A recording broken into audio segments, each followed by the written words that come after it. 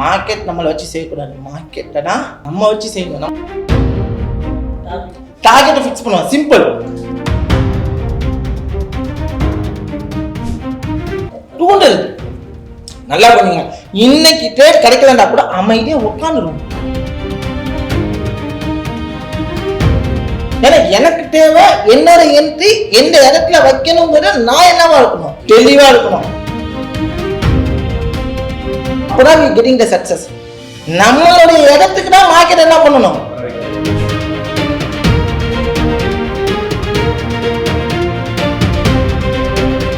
ஓகேவா? லைஃப்ல ஒரு விஷனை நோக்கி ஓடுறது தப்பு கிடையாது. பட் அந்த விஷனை நோக்கி ஓடும்போது கரெக்டான பிளேஸ்.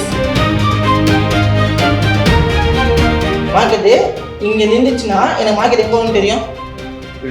ஓகே, அதுக்கான என்ட்ரி ஜோன் எங்க இருக்கணும், ஸ்டாப் லாஸ் எங்க வைக்கணும், நெக்ஸ்ட் பிளான் பண்றோம், டார்கெட் இது வரைக்கும் வைக்கணும்னா இதுதான் நம்மளோட பிளான். டார்கெட் வந்தாலும் அக்செப்ட் பண்ணிக்கணும், அதே சமயம் லாஸ் வந்தாலும் அக்செப்ட் பண்ணிக்கணும். 3 டைப் ஆஃப் செஷன் தான் இது. என்னென்ன கரன்சி பேர் ஆக்டிவா இருக்குன்னா 6 NSFT